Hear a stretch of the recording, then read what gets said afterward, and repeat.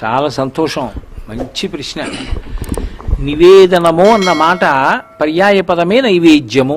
సాధారణంగా మనం నైవేద్యము అనేటటువంటిది చెయ్యకుండా ఉండం. ఎందుకంటే పంచ ఉపచారములు తప్పకుండా ఇంట్లో జరగాలి.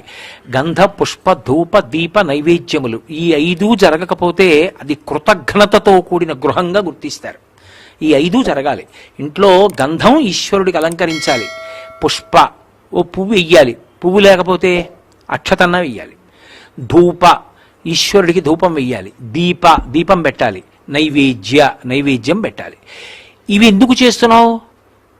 ఆయనే మనని నిలబెడుతున్నాడన్న సాత్వికమైన బుద్ధితో పూజ చేశారు.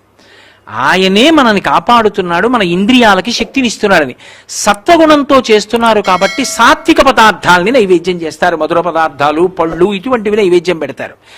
నైవేద్యము అన్న మాట, నివేదన అన్న మాట కేవలం పూజలో ఒక భాగముగా మాత్రమే కాదు.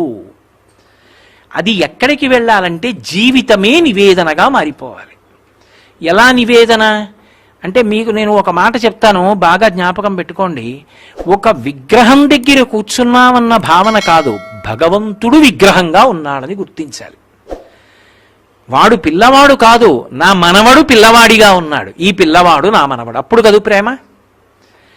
విగ్రహం కాదు, పరమేశ్వరుడు అలా ఉన్నాడు, ఆ రూపంలో అక్కడ కూర్చున్నాడు. ఇప్పుడు నివేదన అంటే నా కష్టం, నా సుఖం, నా భావాలు అన్నీ కూడా ఆయనతో చెప్పుకోవాలి. అందుకే నివేదన 2 కింద వెళ్ళిపోతుంది జీవితంలో. ఒకటి, నాకు తోడ్పడమని అడుగుతూ ఉంటాడు. ఈశ్వరా, నేను సాత్వికంగా ప్రవర్తించాలనుకుంటున్నాను, భక్తితో ఉండాలని ఉంది, ఎప్పుడూ ఎవరి జోలికి వెళ్ళకూడదు, గురువుగారు చెప్పిన మంచి మాటలు, గురువుగారు మంచి మాటలే చెప్తారు, గురువుగారు చెప్పిన మాటలు జీవితంలో అనుష్ఠాన పర్యంతంలోకి తెచ్చుకోవాలని కోరికుంది. కానీ మనసు అటు ఇటు లాగేస్తోంది, స్వార్థం వైపుకి లాగేస్తోంది. కాబట్టి మీరు నా మనసు నిలకడగా నిలబడేటట్టు, నేను ధార్మికంగా బ్రతికేటట్టు నన్ను అనుగ్రహించండి. ఇప్పుడు తినమని యాపిల్ పండు ఒకటే పెట్టాడా? తన కష్ట సుఖాలు ఈశ్వరుడితో చెప్పుకున్నాడా? చెప్పుకున్నాడు. అది నివేదన. అలా చెప్పుకోవడం వచ్చిందనుకోండి, అనుబంధం ఒకటే ఏర్పడుతుంది మీకు. మాకు కాకినాడ పట్టణంలోనే చలపతిరావు గారని ఒక ఆయన ఉన్నాడు, కాకినాడ సత్సంగంలో. ఆయన ఎప్పుడైనా పండగ వచ్చిందనుకోండి, బట్టలు కొనడానికి ఎడతాడు. బట్టలు కొనడానికి ఎడితే ఆయన భార్య, ఆయన కూతుళ్ళు, ఆయన అల్లుళ్ళు, ఆయన మనవలుతో పాటు ఒక పంచ, ఒక చీర కొంటాడు. ఓసారి నాతో చెప్పాడు ఆయన, ఇవి ఎవరికి అన్నాను నేను. స్వామికండి, మా ఇంట్లో మరి సింహాసనంలో ఉన్నారు కదండి, పండగ ఆయనకి కూడా కదా, అందుకని స్వామికి కూడా ముందు ఆయనకి కొన్నానండి, పెద్ద ఆయన కదా, తల్లి తండ్రిని, ఆయనకి పెట్టి ఆయన కట్టుకుంటారు, మేము కట్టుకుంటాం అన్నాడు. భావనామాత్ర సంతుష్టాయై నమో నమః. ఆయన నమ్మాడు, ఉన్నాడు మా ఇంట్లో అని.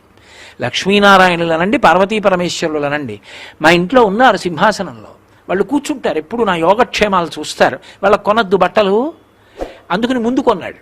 వాళ్ళిద్దరికీ బట్టలు కొని అందరికీ వాళ్ళ కుటుంబ సభ్యులకు కొన్న బట్టలు చూపిస్తూ ఇవి చూపిస్తూ ఉంటాడు.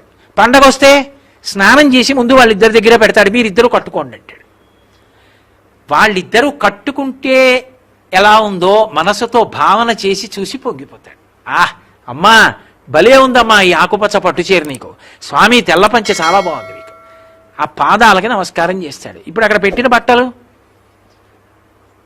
ఈశ్వరుడుగా కట్టుకొమ్మనో బ్రాహ్మణుడికి ఇచ్చేస్తాడు.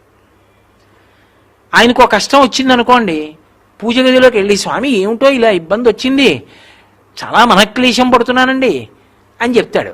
ఆయనకు సుఖం వచ్చిందనుకోండి, కొడుకు ఎంసెట్ పరీక్ష కడుతుంటే కాపాడమని దండం పెట్టి కొడుక్కి మంచి ర్యాంక్ వస్తే మాత్రం బావమరిదికి ఫోన్ చేయడు.